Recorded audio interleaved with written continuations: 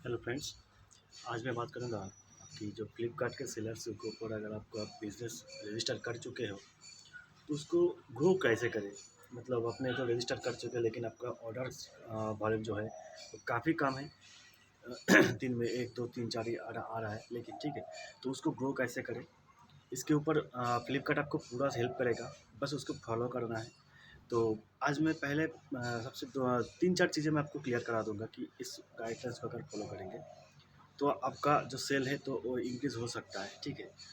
मैं जब भी वीडियो बनाता हूँ, मैं ऑर्डर जो है ग्रो कराने का, तो मैं एक चीज़ हमेशा क्लियर कराता हूँ आपको कि कभी आपका जो बिज़नेस है एकदम से जम कर के आसमान छूने वाला बहुत नहीं होता है। ऑनलाइन बिज़नेस में आपको पेशेंस रखना पड़ता है, तभी आपका जो है बिज़नेस है ग्रो कर सकता है। अगर आपने आज रजिस्टर कर लिया, कल से करोड़ों का बिज़नेस चाहते हो तो ऐसा नहीं है, पॉसिबिलिटी नहीं है, कोई चांसेस नहीं है। तो अगर ये उम्मीद अगर लेके आपने वीडियो देखने के स्टार्ट किया तो छोड़ दीजिए, वीडियो देखने का ज़रूरत ही नहीं है। लेकिन ऐसा कुछ तरीका है ही नहीं दुनिया में। ठीक है। तो सबसे बड़ी चीज़ है पेशेंस रखना होता है। धीरे धीरे आपका बिज़नेस जो ग्रो करेगा, आपका जो किस कैटेगरी के ऊपर डील करते हैं, उसका डिमांड कितना है मार्केट में, उसका प्राइस वैल्यू कितना है, क्वालिटी कैसा है, कस्टमर के पास कैसे डिलीवर हो रहा है, वो कैसे उसके पास कैसे मिल रहा है, सब सारे चीज़ के ऊपर ऑनलाइन बिजनेस जो डिपेंड होता है। क्योंकि अगर कस्टमर के पास ख़राब चीज़ पहुंच गया तो वो नेगेटिव फीडबैक देता रहेगा। इसके धीरे धीरे आपका अकाउंट जो नीचे नीचे आता जाएगा, नीचे आता जाएगा, एक दिन जीरो में आ जाओगे आप। ठीक है। तो मतलब आप फिनिश्ड ऐसा नहीं है, ऐसा बिल्कुल आपको नहीं करना है। पेशेंस रखना है, अच्छी क्वालिटी के साथ बेचना है, प्रोडक्ट भी अच्छा होना चाहिए। कस्टमर के साथ अगर कुछ कम्युनिकेशन आ रहा है सेलर सपोर्ट की तरफ से, तो उसके उसके साथ मिसबिहेव मत कीजिए, कभी भी मिसबिहेव मत करना। प्यार से बात करना है, उनसे समझाना है क्या उसका क्या प्रॉब्लम है, उस आपको समझना है। अगर प्रॉब्लम अगर आपकी तरफ से हो तो वो सॉल्व कराना है। डेफिनेटली जितना जल्दी हो सके सॉल्व कराना है, ताकि कस्टमर जो सेटिस्फाइड होंगे। ठीक है। ये तो गया विदाउट ऐप्स की बात हो गया, मतलब ऐप्स के बाहर की बात है, ये बिजनेस की बात हो गया। आगे आपको अगर ऐप्स के द्वारा काम करना है ना, वो जो फ्लिपकार्ट जैसे फ्लिपकार्ट के ऊपर बात करें तो फ्लिपकार्ट जैसे सजेस्ट करेगा आपको, वो सारे चीज़ आपको फॉलो अप अगर कर पाएंगे तो सही है। तो सबसे पहले देखिए,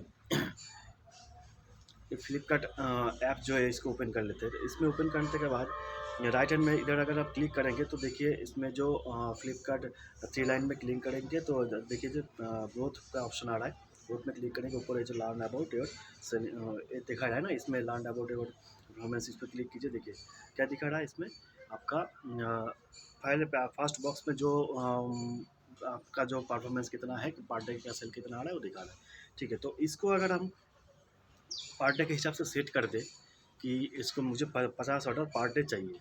ठीक है। 50 ऑर्डर अगर पर डे चाहिए तो नीचे से इधर फीडबैक डाल देंगे, पूरा 5 स्टार डाल देंगे, इसमें हम लिखेंगे I want 50 orders per day, submit करेंगे। तो इसका मतलब ये नहीं कि आपको आप क्या फीडबैक दे रहे हैं, फीडबैक का इशू नहीं है। इसमें क्या फ़ायदा पता है, इसका अगर आप करेंगे तो आपको सप्लाई सपोर्ट की तरफ से आपको कम्युनिकेशन किया जाएगा, एंड आपको बताया जाएगा कि आपको इन्वेंट्री, मतलब बहुत सारे पॉइंट के ऊपर आपको फोकस किया जाएगा कि आपको कितना इन्वेंट्री रखना है, क्या प्राइस रखना है, कैसा क्वालिटी होना चाहिए।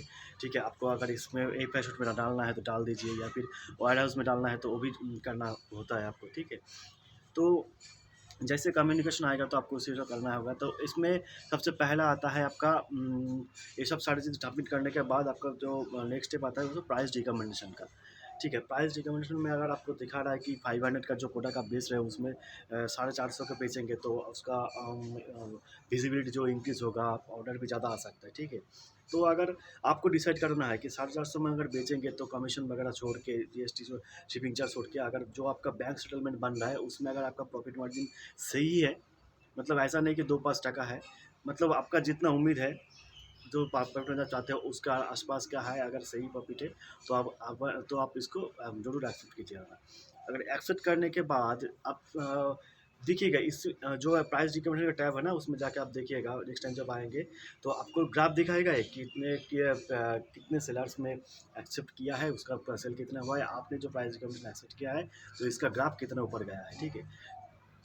एक है आपका प्राइस रिकमेंडेशन के बाद, अब आता है आपका on boarding Flipkart wire house में माल भेजने का। ठीक है।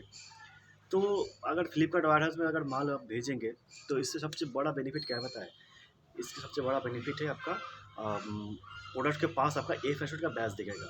एज ए कस्टमर जब अमेजन फ्लिपकार्ट किसी भी प्लेटफॉर्म में अगर आप जाएंगे सेल करने के लिए या फिर खरीदने के लिए, तो जिस प्रोडक्ट के पास अमेजन फुलफिल बाय अमेजन दिखा रहा है, ठीक है, या फिर आपको फ्लिपकार्ट एफ एशोर्ट दिखा रहा है, ये सब सारी चीज़ के ऊपर कस्टमर का विश्वास ज़्यादा होता है कि उसको जल्दी मिलेगा, आपको अच्छी क्वालिटी के साथ मिलेगा। क्योंकि अगर आप एज ए सेलर ऑनबोर्डिंग होना फ्लिपकार्ट वेयर हाउस में माल भेजते हो, तो वो जब वो माल लेगा तो कौन कौन सी प्रोडक्ट था वो देखेगा, लिस्टिंग देखेगा और आपका माल जो है वो चेक करके ही लेगा। अगर सही है तो रखेंगे, नहीं तो आपको वापस कर देगा, ठीक है। नहीं तो या फिर आपके पास इंक्वायरी आएगा कि ये प्रोडक्ट ऐसा नहीं है, क्यों नहीं है, जो दिखाया था वो क्यों नहीं है, ठीक। ये सब इंक्वायरी पास होने के बाद ही आपका जो प्रोडक्ट है वो वेयर हाउस में रहेगा। तो क्या हुआ इसमें, कस्टमर का कहीं ना कहीं जो एफर्ट दे रहा है फ्लिपकार्ट, विश्वास दे रहा है, तो आपसे प्रोडक्ट देख कर ही विश्वास दे रहा है। इसका मतलब क्या सही है कि कस्टमर के पास सही प्रोडक्ट जाएगा।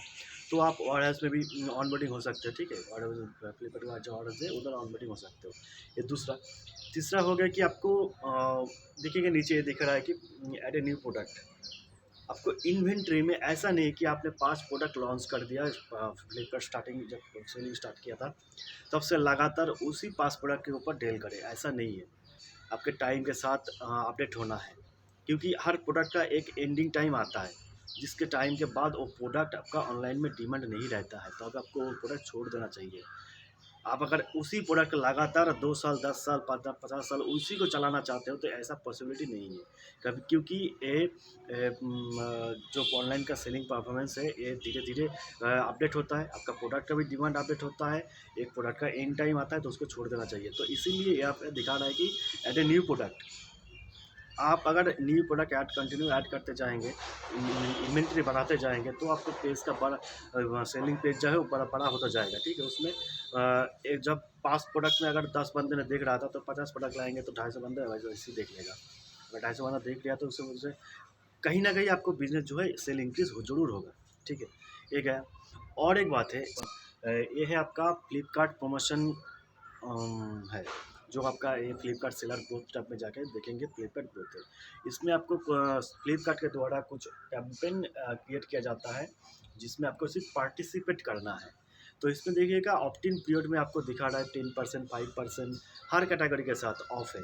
मतलब जिस कैटेगरी में आप डील करते हो उसी कैटेगरी के साथ आपका 5% ऑफ का ऑप्ट इन प्रमोशन आ रहा है, 10% आ रहा है, 20% आ रहा है।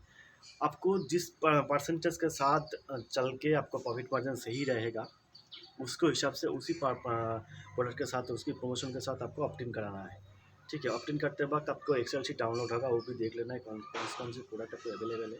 ऑप्ट इन के अगर आगे ऊपर अगर आपको पूरा डिटेल्स वीडियो चाहिए कि कैसे करना चाहिए, कैसे जो एलिजिबल प्रोडक्ट है उसको एक साथ कैसे क्लिक करें, या फिर मेरा खुद का सिलेक्ट किया गया कुछ प्रोडक्ट में चलाना चाहता हूँ। मान लीजिए मैं आपके इन्वेंट्री में 100 प्रोडक्ट है, उसमें 10 प्रोडक्ट में मैं 10% ऑफ देना चाहता हूँ, तो 20 प्रोडक्ट में मैंने 20% ऑफ देना चाहता हूँ, 5 प्रोडक्ट में मैंने 6% ऑफ देना चाहता हूँ। ये जो अलग अलग काम कैसे करते हैं इसके ऊपर पूरा वीडियो बना दूंगा मैं आपको, अगर आपको चाहिए तो कमेंट कर देना। और ये जो फ्लिपकार्ट के प्रमोशन में आपका पार्टिसिपेट कर लिया तो उसके ऊपर आपका विजिबिलिटी बढ़ेगा, ऑर्डर इंक्रीज जरूर होगा इसमें, ठीक है। और लास्ट स्टेज मेरे हिसाब से आता है वो है एडवर्टाइजमेंट। अगर आपने सारे चीज़ कर लिया, इससे जितने भी वगैरह प्रमोशन वगैरह जो भी था ये सब कर लिया, फिर भी आपका जितने एक्सपेक्ट कर रहे हो उतना नहीं आ रहा है, तब जाके आप एडवर्टाइजमेंट कर सकते हो। मिनिमम एडवर्टाइजमेंट है 1000 रुपये का इन्वेस्ट करना है। 1000 रुपये अगर एडवर्टाइजमेंट के लिए दोगे तो आपको कुछ टीडीएस वगैरह टैक्स वगैरह काटेगा, वो काट के आपका कुछ अमाउंट है जो एज ए अगर आप सीपीसी कराना चाहते हो तो आपका क्लिक पर रेट के हिसाब से आप सेट करना, वो हिसाब से चलेगा।